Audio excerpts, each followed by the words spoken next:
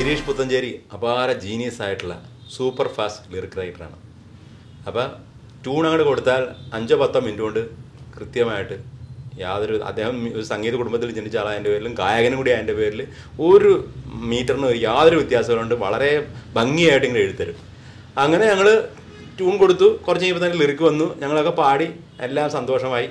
പിറ്റേ ദിവസം റെക്കോർഡിങ് മദ്രാസിൽ വെച്ചായിരുന്നു. ഞങ്ങൾ അതിനുശേഷം അതും കൂടി കഴിഞ്ഞിട്ടാണെന്ന് തോന്നുന്നു കൊച്ചിയിലേക്ക് ഞങ്ങൾ തന്നെ പറിച്ചു കേട്ടത്. ആർക്കും അറിയില്ല അത് ഞങ്ങളാണ് മദ്രാസിൽ നിന്നും കൊച്ചിയിലേക്ക് സിനിമ സംഗീതം പറിച്ചു കേട്ടതെന്ന്. പിന്നീട് ഇപ്പോൾ കൊച്ചി ഹബ്ബായിട്ട് മാറിയതാണ്, സിനിമയുടെ ഹബ്ബായിട്ട് മാറി. പക്ഷേ ആദ്യത്തെ ചുവടുവെപ്പ് ഞങ്ങളുടെ തന്നെയാണ്. അപ്പോൾ അങ്ങനെ പാട്ടൊക്കെ പാടിയ ശേഷം ചേട്ടൻ ചോദിച്ചു, ഗിരീഷേ ഈ ആഴ്വാങ്കോയിൽ എന്ന് പറഞ്ഞാൽ കേരളത്തിലെ ഏത് ഭാഗത്തായിട്ടാണ് ഈ ആഴ്വാങ്കോയിൽ?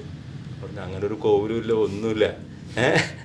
അതങ്ങനെ എനിക്കങ്ങോട്ട് തോന്നിയാണ് ആഴ്വാങ്കോവിൽ, ആ ട്യൂണിന് പറ്റിയ ഒരു കോവിൽ അങ്ങോട്ട് ഉണ്ടാക്കിയാണ് ഇത്. അപ്പോൾ അത് ശരിയാണ്. എന്ത് ശരി, പണ്ടത്തെ ആൾക്കാർ വരെ ഇതൊക്കെ ചെയ്തിട്ടുണ്ട്. കള്ളവാക്കുകളും കള്ള സ്ഥലങ്ങളും ഒക്കെ ഒരുപാട് അവരങ്ങോട്ട് പ്രയോഗിച്ച് അതിൻ്റെ അകത്ത് കറക്റ്റായിട്ട് പാടി കഴിയുമ്പോഴത്തേക്കും അതൊരു ഒറിജിനൽ സ്ഥലം പോലെ തോന്നും. ഇപ്പോഴും ആർക്കും അറിയില്ല. എല്ലാവരും കരുതിയിരിക്കണേ ആഴ്വാങ്കോവിൽ എവിടെയൊക്കെ ഒന്നുകിൽ തമിഴ്നാട്ടിൽ അല്ലെങ്കിൽ കേരളത്തിൽ എവിടെയെങ്കിലും ഉണ്ടെന്നുള്ളൊരു ധാരണയിലിരിക്കും. അപ്പോൾ അങ്ങനെ ഒരുപാട് ഇൻസിഡൻറ്റ് ഞങ്ങളുടെ ഇതിലുണ്ടായിട്ടുണ്ട്. പല പാട്ടുകളിലും ചില പാട്ടുകളൊക്കെ ഉദാഹരണത്തിന് ഒന്നാം വട്ടം കണ്ടപ്പോൾ അതിന് കൊന്നരി കൊന്നരി കൊനാരി എന്ന് പറഞ്ഞൊരു അത് പ്രിയദർശനാണ് എഴുതി. അതിന് ഒരു അർത്ഥമില്ല, ഒന്നുമില്ല. അദ്ദേഹത്തിന് തോന്നിയാണ്ട് എഴുതി. ജിബ്രീഷ് എന്നൊരു പേര് കിട്ടും പുള്ളി, ഇതിന് ജിബ്രീഷ് എന്നാണ് പേര്. അങ്ങനൊരു സംഭവം ഉണ്ട്, വെസ്റ്റേൺ മ്യൂസിക്കിലൊക്കെ ഉണ്ട്. അതാണ് ഇവിടെ പ്രയോഗിച്ചത്. പക്ഷേ അത് ഗാനമേളക്കൊക്കെ പാടുമ്പോൾ വളരെ കൊന്നരി കൊന്നരി എന്നൊക്കെ പറഞ്ഞെടുക്കുക. എം ജി ശ്രീകുമാർ പാടിയത് തന്നെ വളരെ കൃത്യമായിട്ടൊക്കെ പഠിച്ച് പാടുമ്പോഴത്തേക്ക് നമുക്ക് ചിരി വരുവുള്ളിൽ. അങ്ങനെ ഒരുപാട് തട്ടിപ്പൊക്കെ എൻ്റെ ഇടയിലുണ്ട്. സാധാരണ ഒരു കുടുംബത്തിൽ കുടുംബകാര്യങ്ങൾ ഒരുപാട് നോക്കാനുണ്ടാവും. മാത്രമല്ല എല്ലാവരും സംഗീത ലോകത്ത് ജീവിക്കുന്ന സാഹചര്യം ഉണ്ടാകുന്ന സമയത്ത് ചിലപ്പോൾ നമുക്ക് നമ്മുടെ കാര്യങ്ങളിൽ ഇൻവോൾവ് ആകുമ്പോൾ ഇതൊരു ശല്യം പോലെ തോന്നാറൊക്കെ ഉണ്ടാവും ചിലപ്പോൾ. പക്ഷേ ഇവരെയൊക്കെ കൊണ്ട് നടക്കാൻ അല്ലെങ്കിൽ ഇവർക്കൊക്കെ പ്രോത്സാഹനം നൽകാൻ കഴിഞ്ഞു എന്നുള്ളതിൻ്റെ റിസൾട്ടാണ് ഈ ഇരിക്കുന്നവരെല്ലാം. അപ്പോൾ എങ്ങനെ തോന്നുന്നു? ഒരു സന്തോഷം തോന്നുന്നില്ലേ ഇത്രയും 4 പേര് ഒരു കുടുംബത്തിൽ സംഗീതത്തോട് ഒപ്പം തനിക്കും പാടാൻ കഴിയുന്നുണ്ടെന്നുള്ളത്? അപ്പോൾ അതുകൊണ്ട് തന്നെ അതൊന്ന് നമുക്ക് ആ ഒരു സന്തോഷം ഒന്ന് പങ്കുവയ്ക്കാലോ. എനിക്ക് സന്തോഷമുണ്ട്. മക്കളും ഹസ്ബൻഡും എല്ലാവരും സംഗീതത്തിൽ ഇൻട്രസ്റ്റ്. പിന്നെ ഇവർക്ക് കഴിവുണ്ടെന്ന് അറിഞ്ഞപ്പോഴത്തേക്ക് ഞാനായിട്ടത് കളയരുതല്ലോ. അപ്പം ഞാൻ എന്നെ കൊണ്ട് പറ്റാവുന്ന പോലെ അവരെ ഇൻസ്ട്രുമെൻറ്റ്സ് പഠിപ്പിക്കാനൊക്കെ ഞാൻ കൊണ്ടുവരുന്നു, പ്രോത്സാഹിപ്പിക്കാറുണ്ട്. യൂത്ത് ഫെസ്റ്റിവലിനൊക്കെ എല്ലാത്തിലും ഞാനാണ് കൊണ്ടുവരുന്നത്. അപ്പം അത് സന്തോഷമുണ്ട് ഇവരെല്ലാവരും ഇങ്ങനെ മ്യൂസിക്കിൽ ഇൻവോൾവ് ആയിട്ടിരിക്കുന്നത്. എന്തായാലും ഒരു പാട്ട് പാടാം.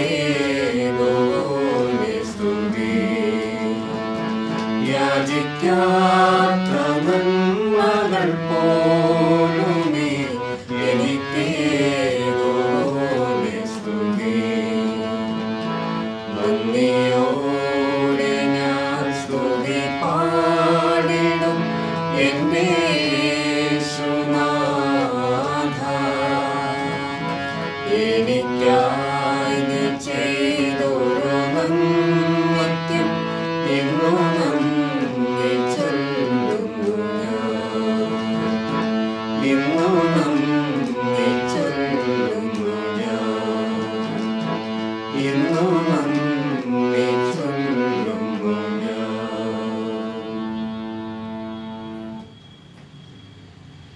സോറി, മയിൽപ്പീലിക്കാവ് എന്ന ചിത്രത്തിലെ മയിലായും തുടങ്ങുന്ന ഗാനം ഒരു പ്രത്യേക രാഗത്തിലാണല്ലോ കമ്പോസ് ചെയ്തിരിക്കുന്നത്. എന്താണ് അങ്ങനെ ഒരു രാഗം തന്നെ സെലക്ട് ചെയ്യാനുള്ള കാരണം എന്താണ്?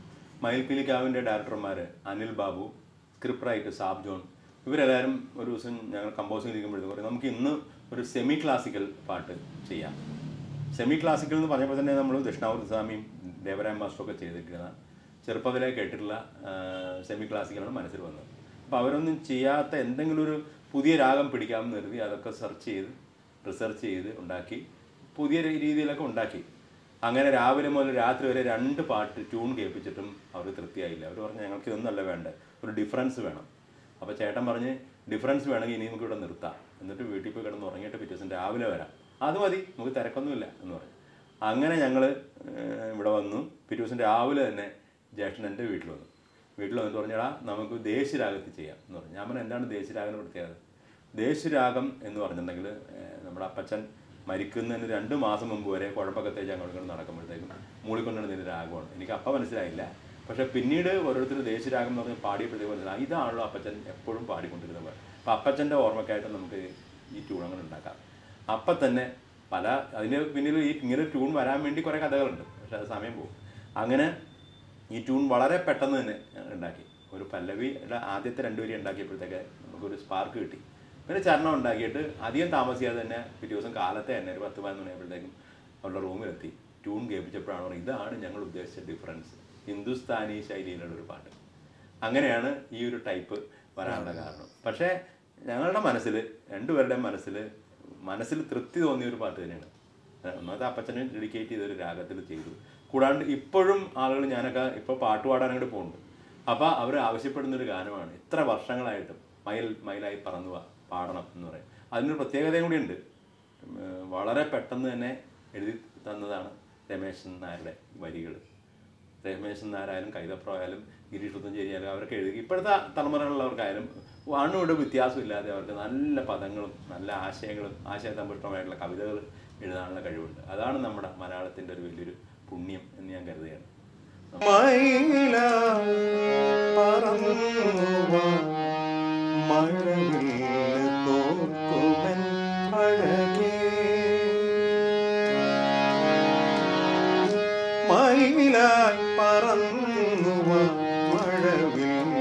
തോക്കുമെൻ അഴകേ, കനിവായി ഒഴിഞ്ഞുത മണിപ്പീലിയൊന്നുമേ അരികെ.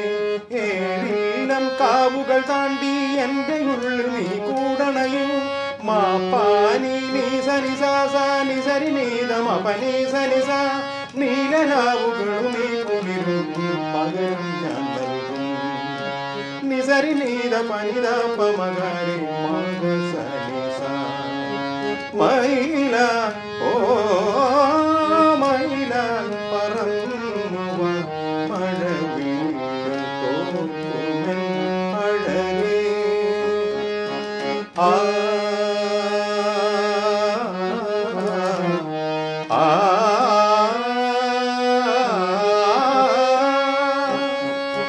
సరి సరి మ ప మ పని స సరి మ పని సరి మ రి మ పని పని సరి రి మ పని సరి ని సరి మ గరి ప మ గరి పని ద పరి మ గరి పని ద ని సరి మ పని సరి ని ద పని స మ పని సరి మ పని స సరి మ ప.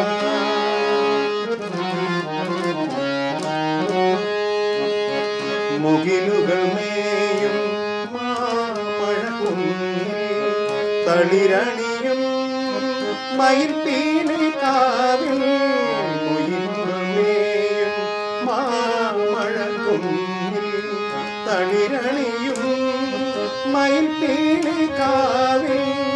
കാതരമേ കളിവീണമീട്ടി തേടിയലഞ്ഞു നിന്നെ ഞാൻ വരൂ വരൂ വരവേ.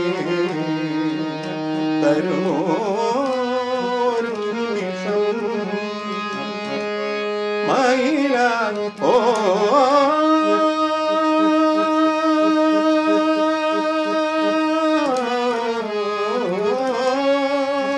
മയിലായി പറന്നുവ മഴവില്ല് തോക്കുമെൻ അഴകേ, കനിവായി പൊഴിഞ്ഞ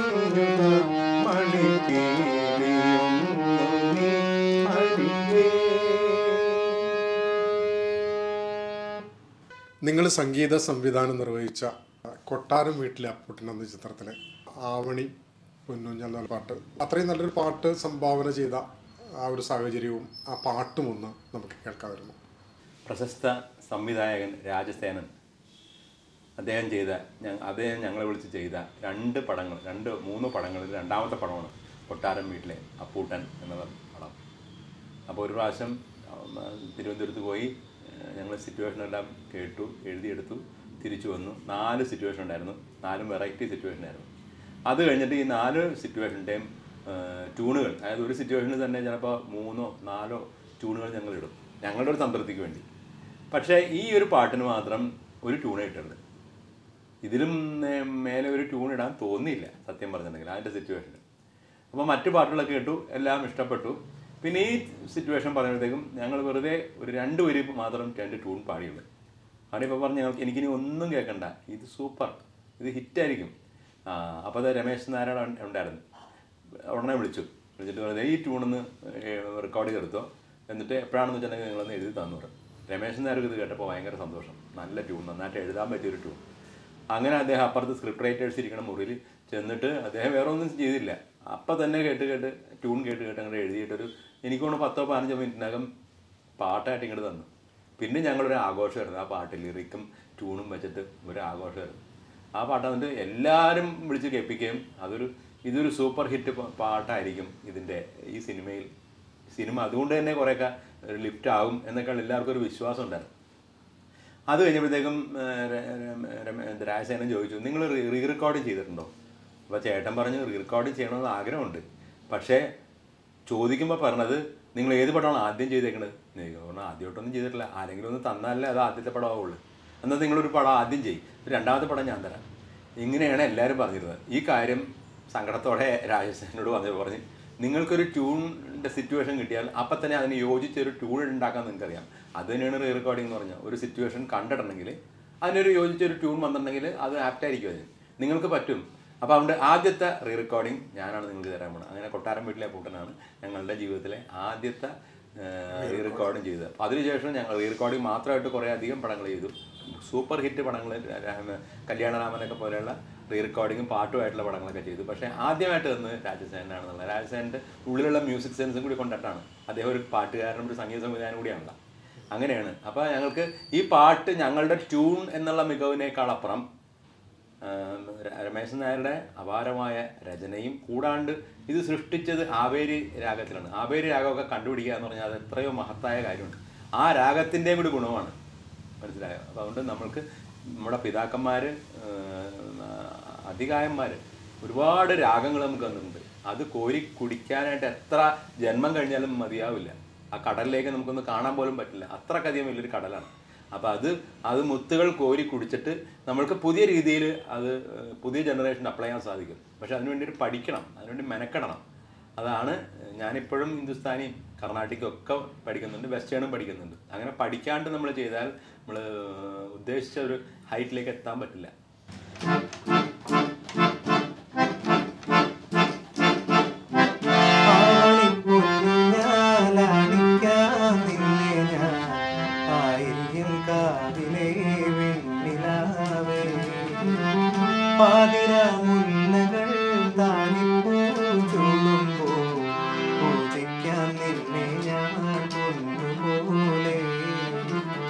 മച്ചകവാതിലും താനേ തുറന്നു പിച്ചകപ്പൂമണം കാറ്റിൽ നിറഞ്ഞു വന്നല്ലോ നീ ആവണി പൊന്നു ഞാല